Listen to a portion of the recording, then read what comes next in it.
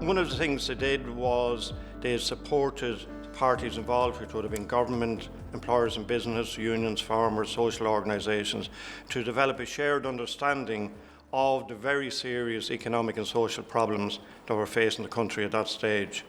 In my experiences, my understanding of those problems and my preferences for what should be done about them were shaped and reshaped by NESC through that NESC dialogue process.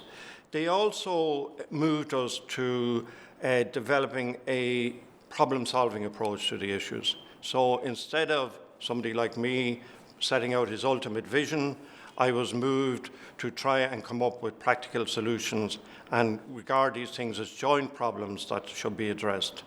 And in asking us to address these issues as joint problems, they also brought us from policy development to practical action. Well, the partnership process that came about to address these serious economic and social problems wouldn't have been possible without NESC.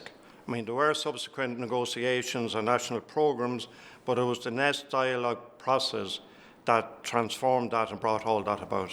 Well, I think in terms of practical action on very difficult issues, one of the key things was their insistence that there isn't an immediate solution that everybody should go with, that is the best solution. It was that we'll take the practical action, we'll monitor it to see does it address the priority we've addressed, we'll reflect on it, review it, and if it needs to be changed, both the priority and the action, that's what we'll do. Now, our short-term political system, the actions of employers and unions and other groupings were not capable of doing that until NESC brought that process about of monitoring, reviewing, changing. Where NESC helped was in a research which obviously was knowledge-based, but then was linked into policy making and linked into practical action, taking account of all of our different issues. And it wasn't a consensus that was just a compromise of all those. It was, let's see, can we have a shared understanding of what these serious economic and social problems are. And without NESC feeding into that, both the factual research, but also the analysis of it, that wouldn't have been brought about.